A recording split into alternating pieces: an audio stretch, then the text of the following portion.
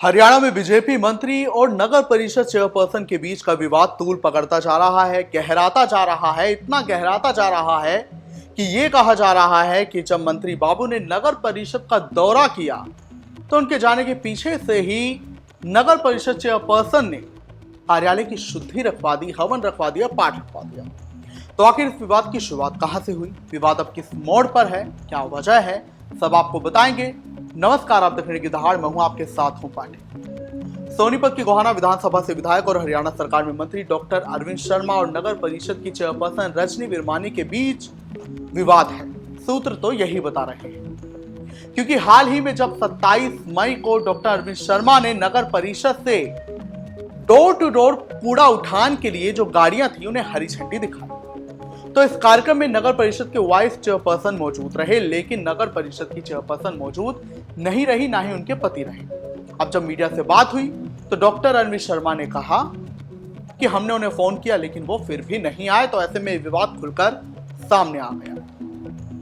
अब 29 मई को एक वाक्य सामने आया। 27 मई को वो वहां नगर परिषद का दौरा कर गए थे मंत्री अरविंद शर्मा। अब 29 मई को रजनी विरमानी ने कार्यालय में हनुमान चालीसा का पाठ, हवन और पाठा का शुद्धिकरण, गंगा जल छिड़का गया और ये देखा गया कि जहां जहां पर अरविंद शर्मा गए थे वहां वहां पर भी गंगा जल छिड़का गया। तो इससे कुछ विरोधियों ने, कुछ लोगों ने अरविंद शर्मा से जोड़ लिया कि रजनी विरमानी और उनके पति का चूंकि विवाद चल रहा है मंत्री अरविंद शर्मा से, तो इसीलिए उन्होंने नगर परिषद में शुद्धिकरण कार्यक्रम रख दिया। हालांकि इसी के पीछे रजनी विरमानी बोली ऐसा कुछ भी नहीं है, दरअसल विकास कार्य होने हैं शहर में, लेकिन उनमें बाधा ना आए, वो मंगलमय तरीके से हो जाएं, क्योंकि कई ऐसे विरोधी हैं जो बाधा लाते हैं। तो उसी के लिए हम भगवान से प्रार्थना कर रहे थे, इसी के लिए हमने पाठ रखा, ऐसा कुछ भी नहीं है। हालांकि इसी के कुछ समय बाद नगर परिषद के जो कार्यकारी अधिकारी हैं उन्होंने लेटर लिख दिया। लेटर ये लिख दिया कि जब ये कार्यक्रम रखा गया इसकी उन्हें जानकारी नहीं थी, अनुमति ली ही नहीं गई थी। तो इसी पर रजनी विरमानी ने बोला कि ये जो कार्यालय है हमारा मंदिर की तरह है और उन्हें ऐसे पाठ पूजा के कार्यक्रम में सवाल नहीं करने चाहिए कार्यकारी अधिकारी को। लेकिन कई लोग अब इसे अरविंद शर्मा से जो विवाद है उसे जोड़ रहे हैं। तो आखिर विवाद कहां से शुरू हुआ ये आपको बता दें। दरअसल हाल ही में कार्यक्रम गोहाना में रखा गया था, वहां पर रजनी विरमानी के पति इंद्रजीत और राजू विरमानी ने मुख्य अतिथि के तौर पर अरविंद शर्मा को बुलाया था। किसी द्वार का उद्घाटन होना था, निर्माण कार्य का।